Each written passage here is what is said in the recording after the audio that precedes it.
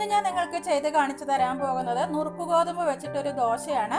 ഈ ദോശയുടെ പ്രത്യേകത എന്താണെന്ന് വെച്ചാൽ നമുക്ക് അരച്ചെടുത്ത ഉടനെ തന്നെ ഇത് ചുട്ടെടുക്കാനായിട്ട് പറ്റും. നമ്മൾക്ക് പൊങ്ങാൻ അങ്ങനെയൊന്നും വെക്കേണ്ട ആവശ്യമില്ല.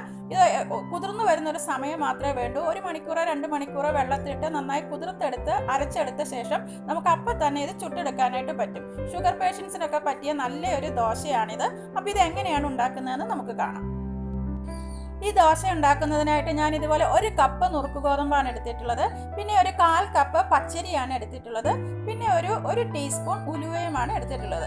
ഇങ്ങനെ ഈ 3 സാധനങ്ങൾ മാത്രം മതി ഈ ദോശ ഉണ്ടാക്കാനായിട്ട്. ഇത് 3ഉം കൂടി നമ്മൾ വെള്ളത്തിലിട്ട് ഒന്നിച്ച് തന്നെ വെള്ളത്തിലിട്ട് നല്ലതുപോലെ കഴുകി 1-2 മണിക്കൂർ വെള്ളം ഒഴിച്ച് കുതിർക്കാനായിട്ട് ഇടാം.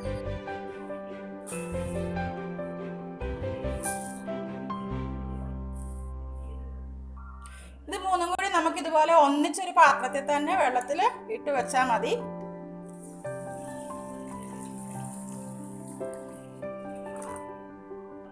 ഇനി ഇത് നന്നായിട്ടൊന്ന് നല്ലതുപോലെ ഞെരടി കഴുകണം. അങ്ങനെ ഒരു 3-4 പ്രാവശ്യം നന്നായിട്ട് കഴുകിയ ശേഷം നമുക്കിത് വെള്ളം ഒഴിച്ച് കുതിരാനായിട്ട് വെക്കാം. ഗോതമ്പ് വെള്ളത്തിൽ ഇട്ടിപ്പോൾ 2 മണിക്കൂറൊക്കെ കഴിഞ്ഞു. ഇനി നമുക്കിത് വെള്ളത്തിൽ നിന്ന് വാരിയിട്ട് നന്നായിട്ടൊന്ന് അരച്ചെടുക്കാം.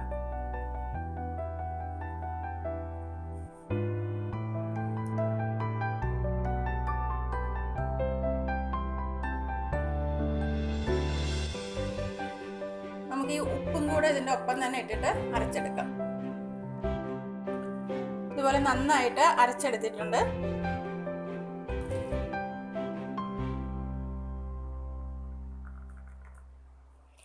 ഇനി നമുക്കിത് ഇങ്ങനെ പൊങ്ങാനായിട്ട് എടുത്തു വെക്കുക അങ്ങനെ ഒന്നും ചെയ്യണ്ട. ഇനി നമുക്ക് നേരിട്ട് ഇപ്പൊ തന്നെ ഇത് ദോശക്കല്ല് വെച്ചിട്ട് ഇത് ചുട്ടെടുക്കാം. ഞാൻ ഇതുപോലെ ദോശക്കല്ല് വെച്ച് കൊടുത്തിട്ടുണ്ട്. ഞാനൊരു നോൺ സ്റ്റിക്കിന്റെ ദോശക്കല്ലാണ് വെച്ച് കൊടുത്തിട്ടുള്ളത്.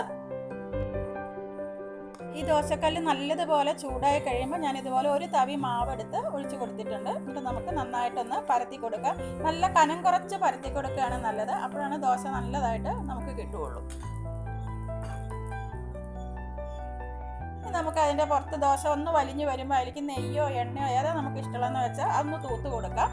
എന്നിട്ട് ഒരു ഭാഗം ഒന്ന് മൊരിഞ്ഞു വരുമ്പോൾ മറുവശം തിരിച്ചിട്ടിട്ട് നമുക്ക് ചുട്ടെടുക്കാം.